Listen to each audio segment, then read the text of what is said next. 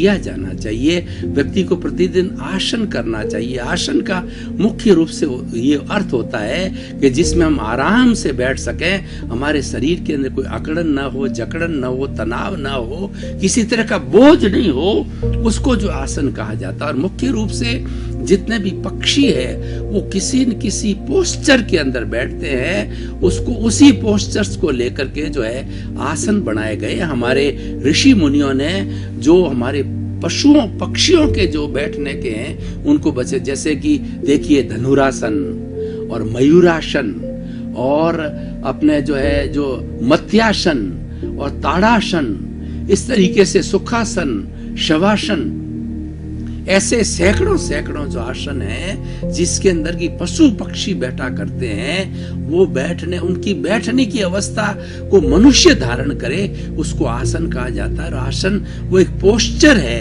वो एक बैठने का तरीका है जिसमें आराम से व्यक्ति जो है 10 मिनट, 15 मिनट, आधा घंटा उसके अंदर बैठ सकता है। देखिए ये तो आसन की परिभाषा हो गई। अब दूसरा है कि व्यक्ति अगर प्रतिदिन आसन करता है तो उससे लाभ क्या होते हैं, उसको शारीरिक लाभ क्या होते हैं, फिजिकल हेल्थ के लिए क्यों आवश्यक है, वो आज हमारा मुख्य विषय हम बताना चाहेंगे। कि आसन करने से सबसे पहला लाभ ये होता है कि हमारा पूरे शरीर का संचालन होता है, वो मसल्स के द्वारा होता है। जितने भी शरीर के अंदर, चाहे हम सिर हिलाते हैं, पांव हिलाते हैं, हाथ हिलाते हैं, सिर हिलाते हैं, कमर हिलाते हैं, उन सब को हिलाने वाला जो कहना चाहिए तत्व है वो मसल्स है। जितने मसल्स मुलायम रहेंगे, डक्टाइल रहेंगे, रबड़ की तरह रहेंगे, उतना व्यक्ति को कोई तरह का तनाव नहीं होगा, बॉडी के अंदर कोई तरह का अकड़न नहीं होगी, जकड़न नहीं होगा।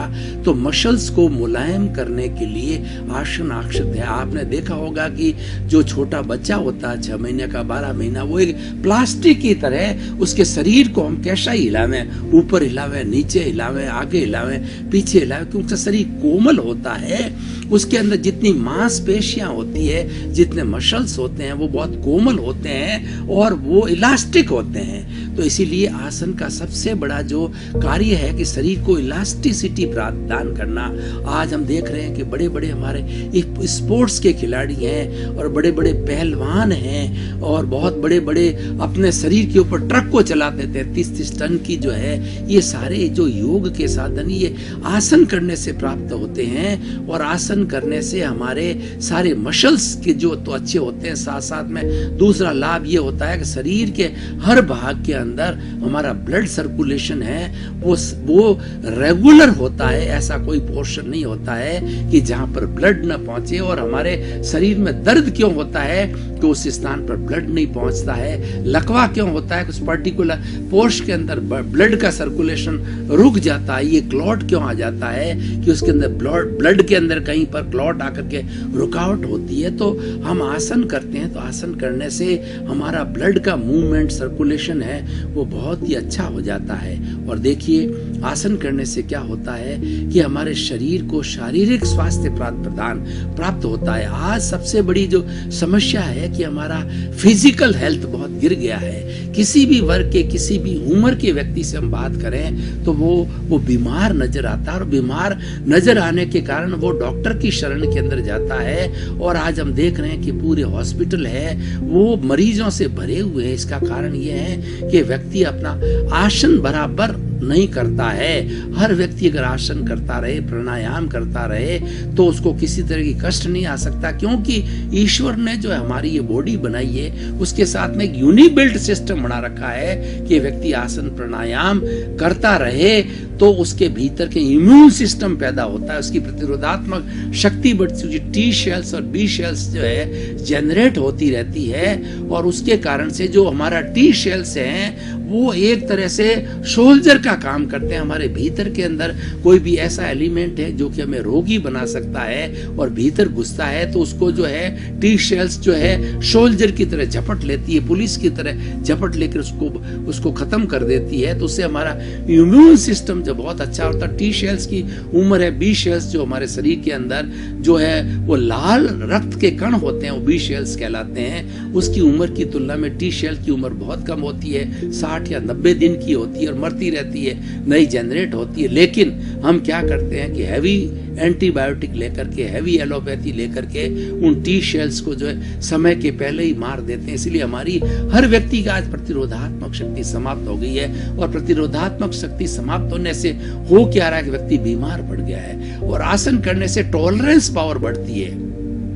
ये जितनी आजकल हम देख रहे हैं इनटॉलरेंस पावर जो बढ़ रही है परिवारों के अंदर, हर बच्चे के अंदर, सदस्य के अंदर, उसका कारण ही उसका शरीर जकड़ा हुआ है, उसके मसल्स जो हैं कड़क हो गए हैं। तो उसके मसल्स कड़क होने के कारण के अंदर वो उत्तेजना पैदा करते हैं और व्यक्ति जो है वो फ्यूरियस हो जाता है, व्यक्ति जो है वो टेम्परामेंट खो देता है, उसको गुस्सा आ जाता है, क्रोध आ जाता है। लेकिन जो मसल्स को सही करता है, इलास्टिसिटी पैदा करता है, आसन के माध्यम से वो व्यक्ति हमेशा सम अवस्था में रहता है। उसको क्रोध, अहंकार, माया, लोभ, ये जितने भी हमारे कषाय है, हमारे राग द्वेष हैं, वह घटते हैं। ये आसन का बहुत बड़ा फायदा है। आसन से बहुत सी चीज जुड़ी रहती है, और खास करके आदमी फिजिकली बहुत फिट रहता है, चलने में, घूमने में, कार्य पद्धति के अंदर, भोजन के पाचन शक्ति के अंदर।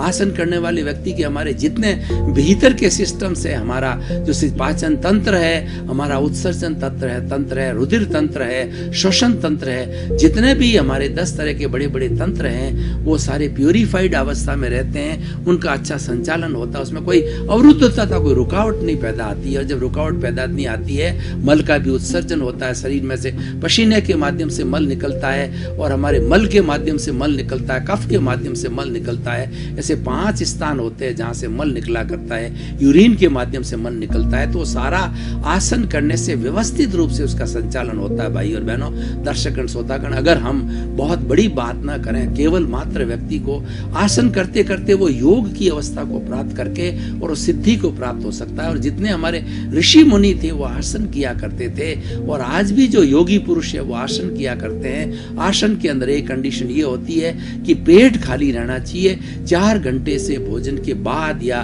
भोजन के पूर्व जो, यानी पेट जब खाली अवस्था में हो, आसन किया जाना चाहिए, प्राणायाम किया जाना चाहिए। आज का हमारा विषय आसन से लिमिटेड है, तो हम ये कहना चाहेंगे कि अलग अलग वर्ग के लिए कुछ इस आसन के लिए थोड़ा हमें उसके बारे में पढ़ लेना चाहिए कि कौन सा आसन किसके लिए जो है वो वर्जित है, वो आसन ना किया जाना चाहिए।